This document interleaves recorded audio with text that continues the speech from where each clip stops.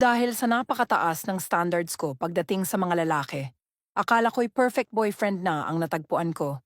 Hi Ate Ann, itago mo na lang ako sa pangalang Jackie 30 years old at may isang anak. Ako yung tipo ng babae na sobrang taas ng standard pagdating sa isang lalaki. Don't get me wrong, I can tell that I am an independent woman. I can pay my bills, may maganda akong trabaho.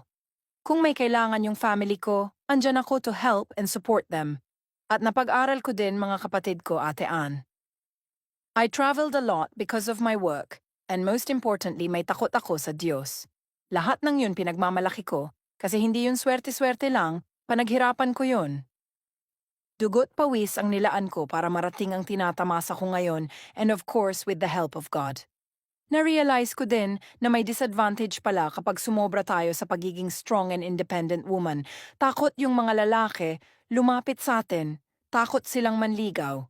Kumbaga yung dating mo para sa kanila, intimidating ka, parang iniisip nila, nako, hindi tayo pasok sa standard niyan. Until I meet this guy, the new branch manager of our company. Itago na lang natin siya sa pangalang Marvin, 35 years old. Masyadong connected yung work namin ni Marvin. Palagi kami magkasama most of the time talaga. Speaking of standards, sobrang qualified si Marvin, Ate Ann. To cut it short, we end up liking each other, loving each other. And yes po, naging kami ni Marvin.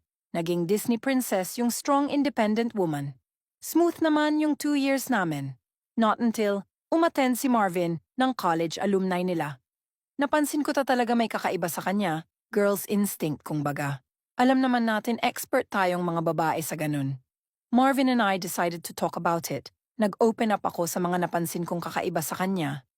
Then Marvin told me everything. Nagkita daw uli sila ng ex-girlfriend niya. At ang masaklap pa dun, ay nalaman ni Marvin na may anak pala silang dalawa. Pero nilihim ito sa kanya. Ang rason kasi kung bakit sila naghiwalay ay nagloko yung babae. Kapag daw sinabi niya na buntis ako at ikaw ang ama, baka hindi daw siya paniwalaan.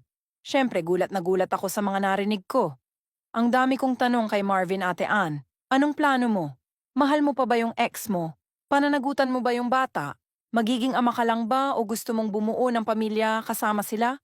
Iiwan mo ba ako? Pipiliin mo ba sila? Sabi ko sa kanya. Kailangan ko ng sagot, Marvin. Sinabi ko rin na alam mong sobrang mahal kita.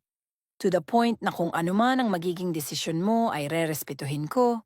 Ang hirap ng kalaban ko, Ate Ann. Yung lumaki ka sa masayang pamilya, ayaw na ayaw ko pa naman ng broken family, at sa sitwasyon ko kasi may batang involved. Sa ngayon, Ate Ann, waiting pa kami sa DNA result ng bata. Hindi ko alam ang gagawin ko, Ate Ann. Ipaglalaban ko ba si Marvin o papakawalan? Hanggang dito na lang. Maraming salamat po. Hi, Jackie. It's me, Ate Ann. Wala kang dapat ikatakot kung mahal ka naman talaga ni Marvin. Kasi in the first place, you did nothing wrong. Ganun din si Marvin, wala siyang kaalam, alam na may anak na pala siya sa ex niya. Kung tanggap mo naman ang sitwasyon niya at ang bata. At kung mahal ka talaga ni Marvin at ikaw ang pipiliin niya, huwag mo siya sukuan, ipaglaban mo siya at ang pagmamahalan ninyong dalawa. And para naman sa bata, mahalin mo siya at ituring mong para na ring anak.